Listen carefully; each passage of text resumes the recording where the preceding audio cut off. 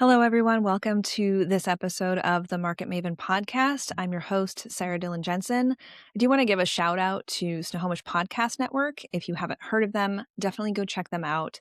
I have been a guest on other members' podcasts. They are a membership organization for folks that are into podcasting, want to get into podcasting, want to be on podcasts, want to host podcast guests. Highly recommend. They are why I am where I'm at today with almost 100 episodes and thousands of downloads. Just go check them out.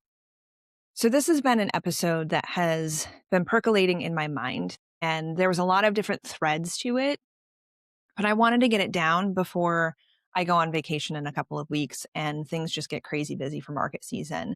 My goal is always to try and do an episode each week, but sometimes that happens, sometimes it doesn't. Also, with market season coming around the corner, before I know it, it's just going to be busy. But my hope is to keep content coming for you guys so long as it's meaningful and impactful. I don't want to just record for the sake of recording another episode.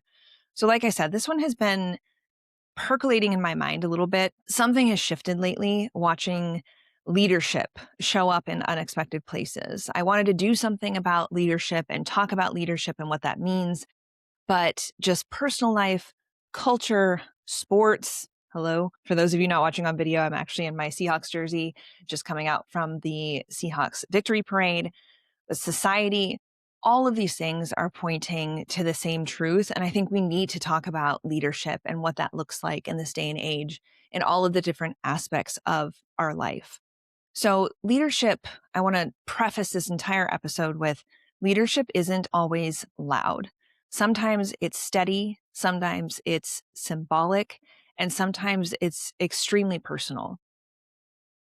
I want to talk about what leadership actually is, like what real leadership actually is. Before personal stories and going into all sorts of different tangents on this, I want to define leadership broadly for the terms of this episode. It's not titles, it's not power, it's not noise, even though I think a lot of times it's misconstrued that way. I think leadership is drive, determination, resilience, and vision. And these are the things I really want to focus on in this episode. It's showing up when it's hard. It's showing up and handling the difficult situations with calm. And one of the things I do want to go off on a side note is when I made my vision board for this year, I know a lot of people like to pick a word, and a word is really, really hard for me because it's so different depending on the situation. And one of the things that came to me when I was making my vision board was the calm no. And if you know, you know. You know that a lot of us overachieving small business owners that are perfectionists, that are type A, that are like into the hustle, even though we try not to be as much as we want to be, we have a hard time saying no to things.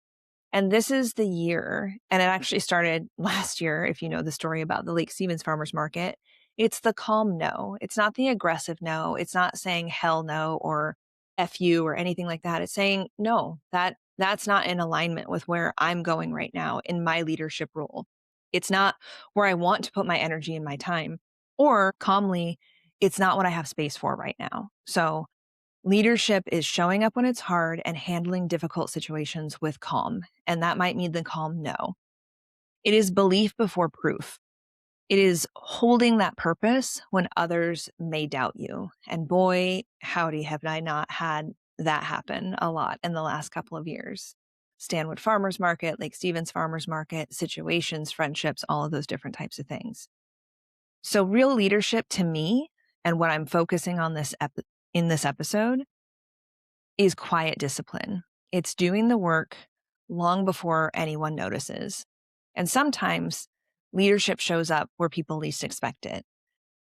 So I'm going to jump into sports here, the Seahawks. I am a Seahawks fan. I have been a fan since pre-2005 Super Bowl, where we want the ball and we're going to score, and that just bit us in the ass. But I want to use this as a metaphor and not a sports commentary, even though I'm super hyped after coming from this amazing victory parade and being there for a lot of those games that led them to this victory. The Seahawks have historically been an underestimated team. Like how many times have they been underestimated? They had their fans not even believe in them? Have all the commentators not believed in them? And I started to think, how many times have I been underestimated? The very beginning of my job as the Snohomish Farmers Market manager, I didn't know what I was doing. I've told that story on my podcast a few times. I didn't know what I was doing, but I was confident and calm in knowing that I could do the job. I knew that I could achieve it. I had all the tools and skills to be able to do it, but I was underestimated from day one. Did they believe in me? Sure. But was I underestimated by vendors walking all over me, all that kind of stuff, city officials not believing me? And even to this day, I often find myself in meeting rooms, or even when a customer says, like, who puts this on? And the staff point to me and themselves, of course, too. But we are a staff of often 3, and people cannot believe that it is women and volunteers that run this organization. So how many times have I been underestimated? I remember in corporate world, I was so underestimated. Every time I went up for a promotion, somebody outside the company ended up getting that promotion. Like, what does that feel like inside? To know that you've already been there, you know the culture. I can tell you it feels pretty shitty. And so I have just overcome being underestimated so many times, passed over, not taken seriously.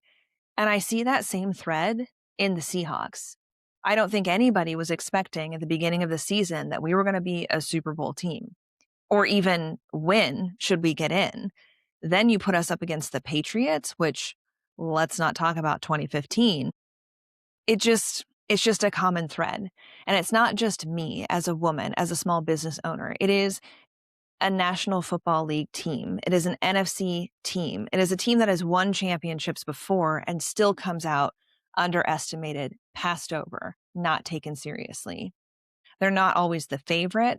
And sometimes it's about putting them in their place. That's what this leadership is. It's showing up in the full embodiment of who we are. No hate, no shade, just authenticity. And that's often enough to send others running. Authenticity is another word that you'll probably hear me use a lot in this episode. It is so important to me because it is a shift that I made a few years ago. Instead of trying to fit myself into this box and shrink and just don't be too loud and don't be too much. And I know I just said it's not about putting them in their place and shade and hate, but authenticity is showing up. If you're boisterous and you're loud and you are personality driven and you're exuberant, that's okay because that's you. But when you try to become something else or shrink yourself, it's not authentic anymore. And it often can lead to not succeeding. So the way to show up in the best possible, most transparent way is to be authentic. You're built on grit. You're built on belief. You're built on unity and resilience and overcoming all of those times that you've been underestimated, passed over, not taken seriously. The Seahawks didn't just win. They proved something. They proved that they are not to be underestimated. They are not to be doubted. And they know going into next year, it's any given Sunday. Maybe this happens again in a couple of years, maybe next year, maybe it happens again in 20 years. We don't know, but we're going to keep showing up. We're going to keep being authentic and who we are and proud of who we are. And we're going to prove them wrong. Coming out of the parade that I went to today, and feeling the energy of a million Seattle PNW folks, and probably even some that traveled from outside of the area, coming together with the common energy of they're not like us. It's a whole slogan here in Seattle. They not like us. They underestimate us. We want the ball. We're going to score. We did not care. We did not care about what everybody else said. We had a goal, we had a vision, and we were going to go for it by hard work, teamwork, resilience, and believing in ourselves and authentically proving that we are who we say we're going to be. And I just think that that motto and that method of thinking is what true leadership is. And sure, the guys today on stage were boisterous and they dropped a couple of F-bombs. because they are standing in that place now where they showed up, they put in the work, they were underestimated, they were underdogs, even up until a couple of days ago in that Super Bowl. And they get to say, we stood here, we did this, you didn't believe us, but here we are, watch us. The other thing that's really cool, I think, about the Seahawks and this season is that this is a women-owned team. How many times have women been told that they don't belong in these places like sports or owning a team, that they can't play football? I mean, we've only just seen that in the last decade come to fruition where women can actually be referees, they can play football, they can have their own league, and yet they're still underestimated. You've got Jody Allen that owns this team, and she showed up for this team, and she has met with the players, and she has met with the coaches. And I just think that that is a true impersonation of leadership, not being told no. Leadership doesn't require being the favorite. It doesn't even require being number one. Great teams equal shared belief plus discipline and trust. Leaders build culture, they don't build outcomes. Though I will say the outcome that Jody Allen and the Seahawks this season have built was a very good outcome, but it's never guaranteed. Underdogs, I feel like, lead differently through hunger and heart. And I know that my journey over the last 13 years of owning my own business and working with farmers markets and all of the different things that I've done have been through hunger and heart for the most part.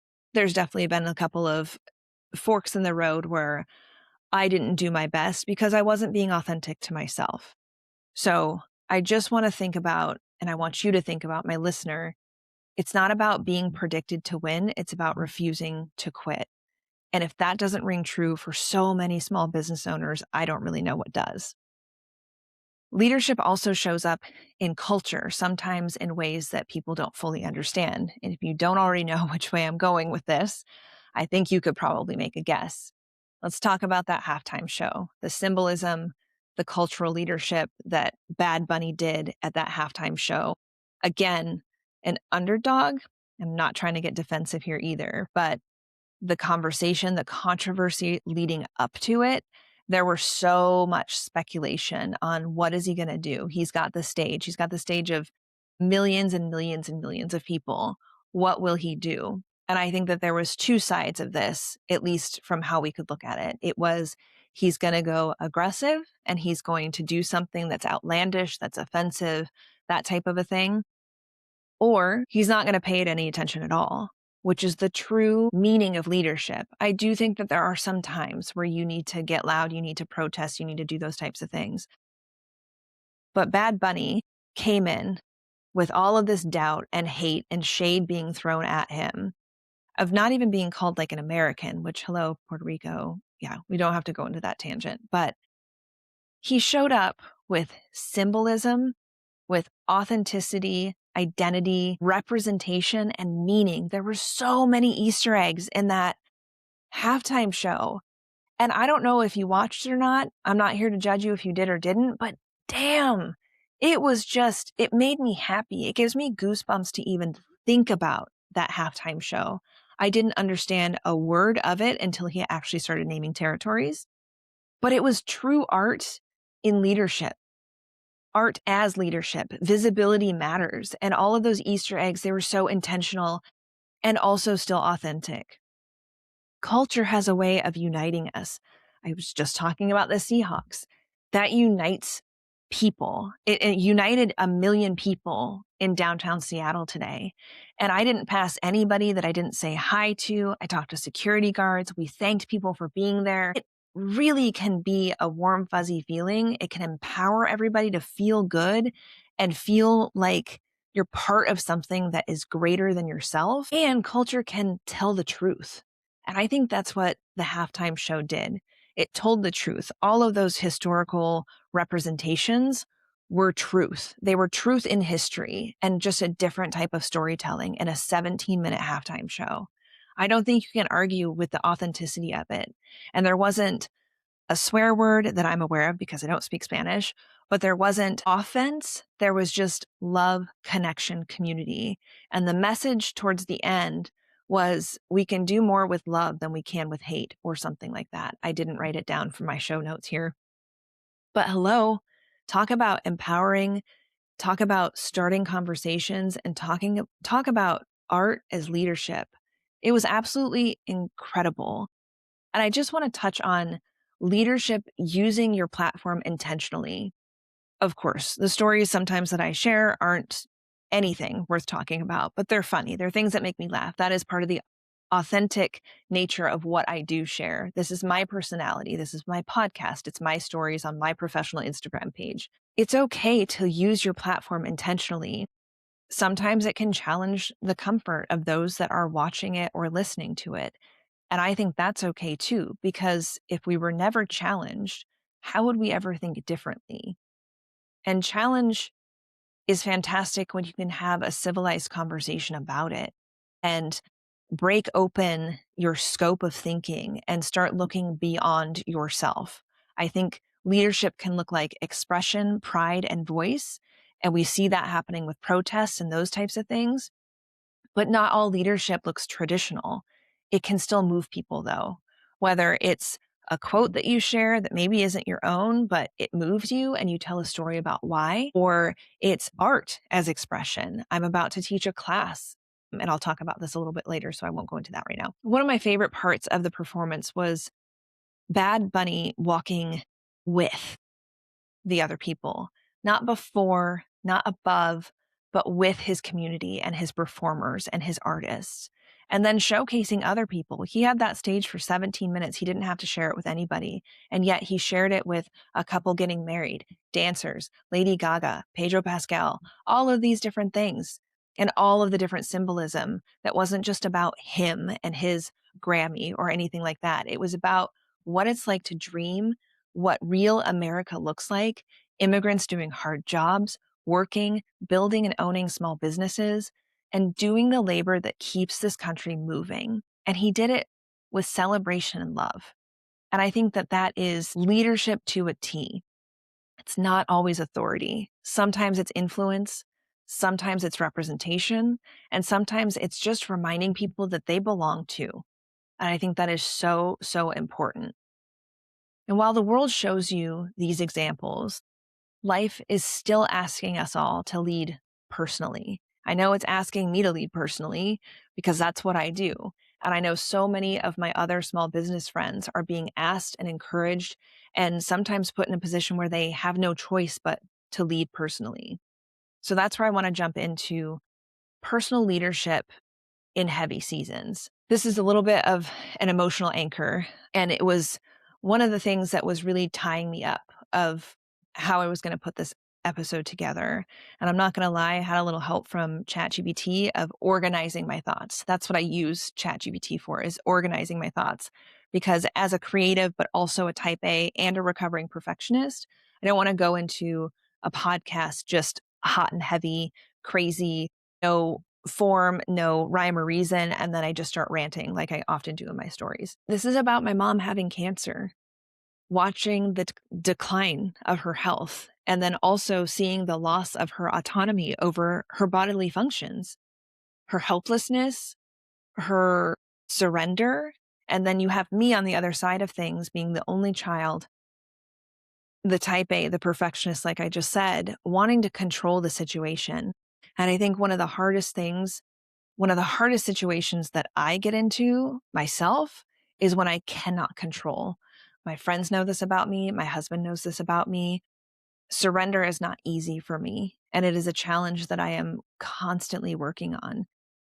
And yet the pendulum has swung so far back and forth with my mom and I's journey through this colon cancer diagnosis last April that it becomes very, very difficult and very tenuous to have conversations without trying to control the outcome, to try and surrender and just let her make the choices that she is going to make, even though I know that they're not good for her.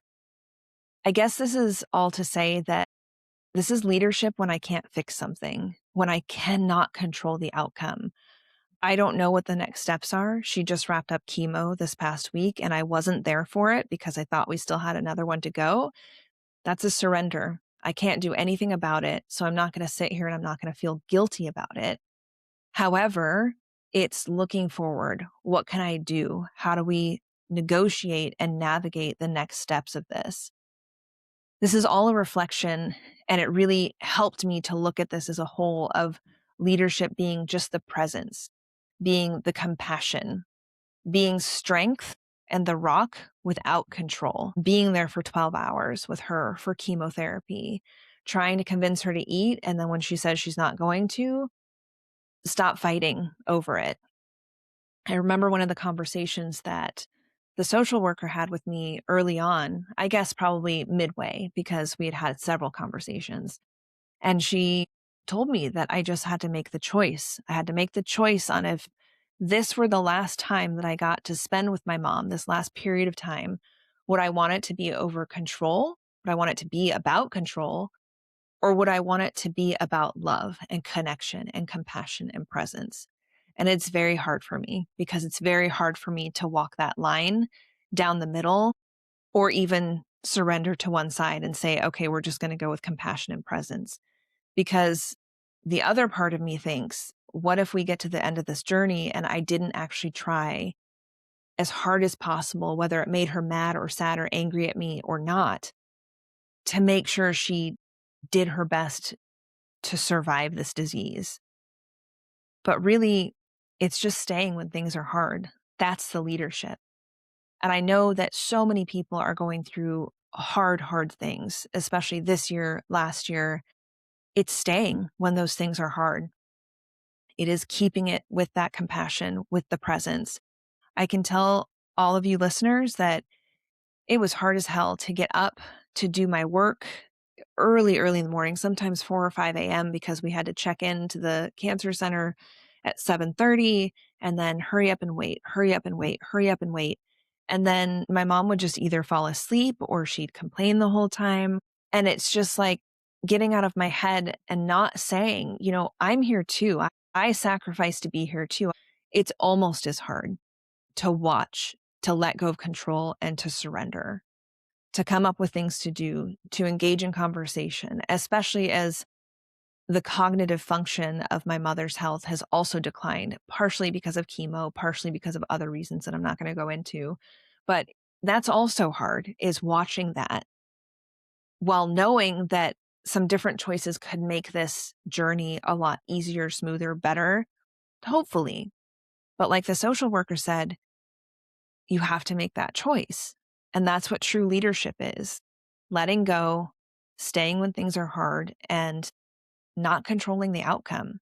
We could go back to the Seahawks. We could go back to Bad Bunny. Can't control the outcome as much as you can't control the outcome. Sometimes leadership means continuing to grow when life feels heavy. And that brings me to my next one: stepping into growth, which is also a form of leadership. One of the other things that I had on my vision board this year is paintbrushes and some art and creating. I have always been a creative person from the time I was 4 years old. I was drawing, I was painting. I think I even painted with a dirty diaper once on the wall. Sorry, mom and dad. But I've always loved art. I went to art school to be a fashion designer. I went through various jobs where I got to be creative and make money, not good money, which is why I'm not in it.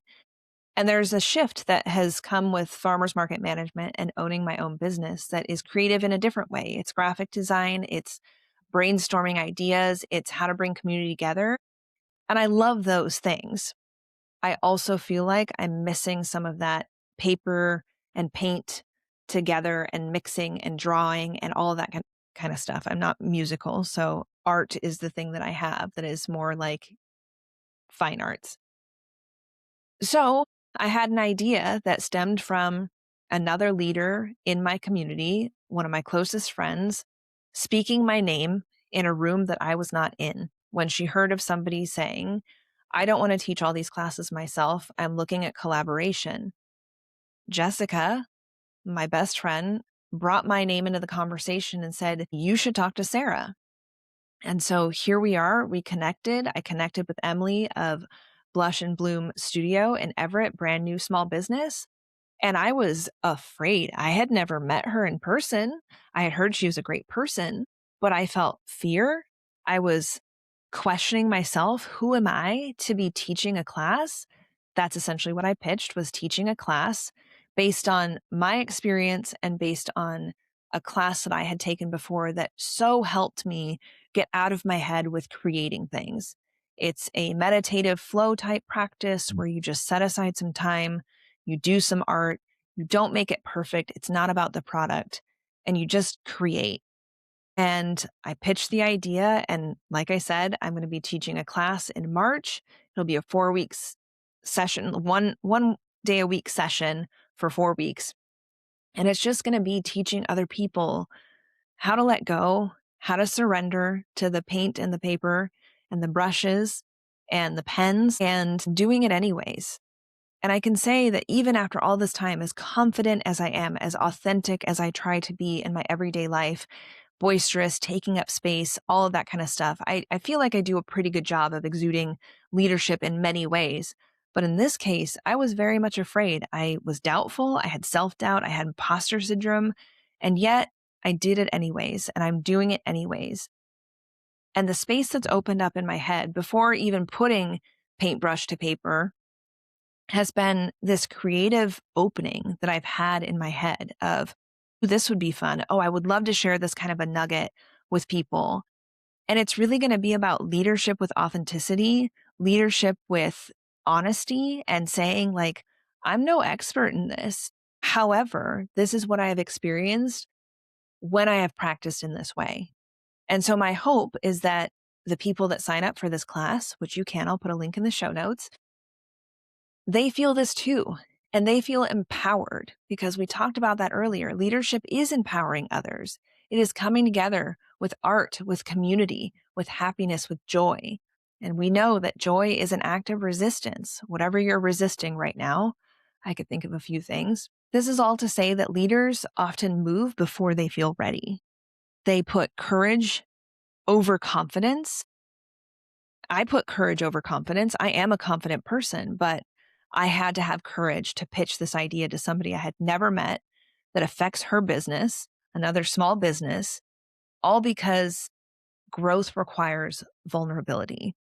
And I think that is truly beautiful. And I think that that is a qualification of so many amazing leaders that we have seen before. And I think it is what I aspire to be, is vulnerable while also being authentic. And I think those two things just go hand in hand. Next step, next segment, leadership in hard rooms, power and boundaries.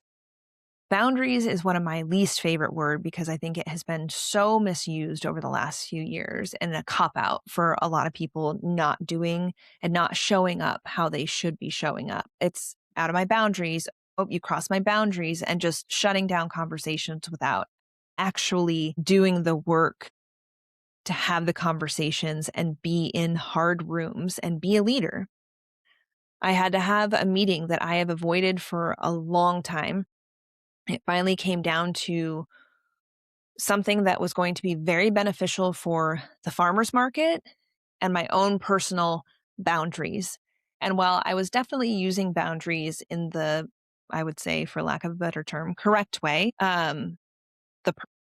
we ended up going into a meeting with has been mean and egotistical and difficult before, and has flown off the handle and is a narcissist. And I felt like I was standing firm without hardening. But what I realized when push came to shove is that my boundary could very well prevent the market from moving forward. And not as a whole, but in the way that we needed it to.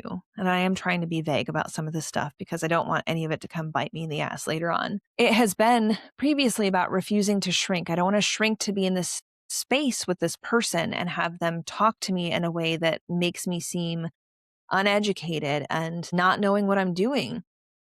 However, I decided, despite the greater feedback from my board wanting to protect me and my boundaries, I decided, you know what? I can sit in a room with a difficult individual for an hour. It was supposed to be a half an hour meeting, but it ended up being close to 2 hours, because that's how egotistical narcissists work.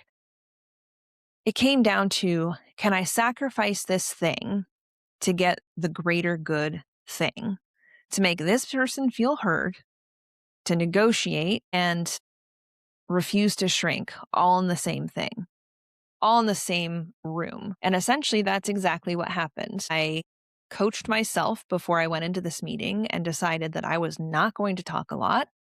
I might nod my head, I might take notes, but I was not going to defend. I was not going to deflect.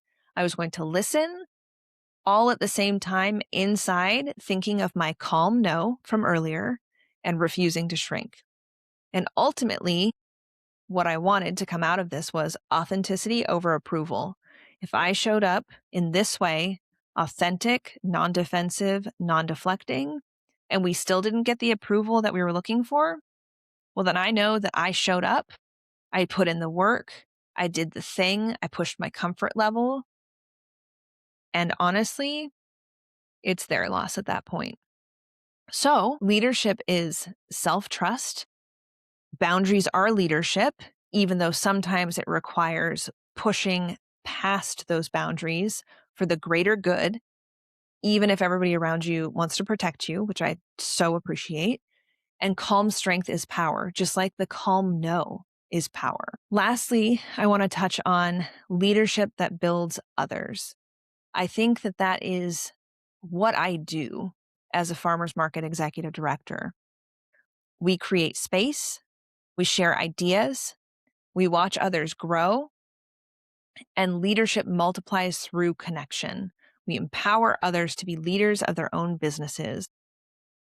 Farmers market is made up of 200 something plus small businesses, and I create a very firm guideline. You could call them a boundary or a structure that creates the environment that people come into. And while I have absolutely heard over the years that I have been a bitch, I'm too hard, I'm too harsh, I don't have any sort of wiggle room.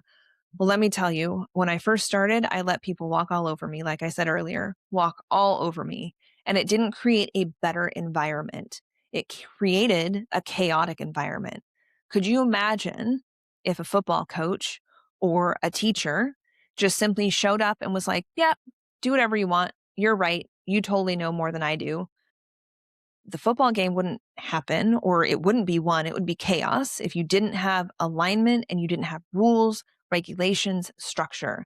A classroom would not be the same as they are with rules, regulation, structure. So when I found that I created space, but also created rules and created structure and created something that stood true to the mission and vision of our farmers market or any of the farmers markets that I've run, it led towards hope, expansion, and growth. So all of this is to say that, like I said, leadership multiplies through connection. Empowering others to lead, empowering others to share our rules and regulations, to share with other vendors. This is what we do here. Sarah has very high expectations. She is type A. She's going to communicate. She's going to over communicate with you, which is what I do. But I want everybody to have the tools and the structure and the understanding of what we're doing in this space so that they can grow and that they can learn and they can push out of their comfort zone or get themselves in line, whichever it is, and grow with us, because we are going places. We have gone places. It has been 10 years of significant growth every single season. And that didn't come from letting people walk all over me. It didn't come from closed-mindedness and not creating space for others. It has become so amazing to watch this bloom and blossom and develop my own leadership style. You know what you're going to get when you come to my market, because I'm going to communicate it with you and there's going to be no doubts. I have a feeling it's the same way in some of the most successful businesses that are out there. You know exactly what you get when you walk through those doors. And that's what leadership really is. In closing, let's bring it all together. The Seahawks, there is belief and grit. Culture, Bad Bunny, symbolic leadership. Personal, the hard season and holding presence in the pain. Growth, the art class. Courage despite doubt. Power. Standing true, not shrinking, and realizing that sometimes uncomfortable situations are going to lead to the greater good. And then community. It's about building others up. So leadership isn't always loud. It's not always power. It's rarely easy. And I'm not going to say that 10 years ago, 12 years ago, 15 years ago, I knew exactly what it took to be a leader. It has been a road strife with forks, rocks, bumps, bridges, washed out bridges, and everything above. Sometimes leadership looks like grit, like a team the world underestimated, Seahawks, refusing to quit and then becoming world champions. Sometimes leadership looks like culture. It looks like using your voice, your art, your platform to remind people that they matter, that they exist, that you see them, and they are seen where they're at. Sometimes leadership looks like sitting beside someone you love, knowing that you cannot fix what's breaking and staying anyways, staying the course with them through whatever that looks like. Sometimes it looks like courage before confidence. Sometimes it looks like standing firm when it would be much easier to shrink. But real leadership is not perfection. And I have had to come full circle to that moment so many times in my career and in my life. Real leadership is alignment, it's truth, and it's showing up again and again with drive, with heart, with purpose, and authenticity. Not louder, not harder, just true. Thank you for listening. I hope you enjoyed.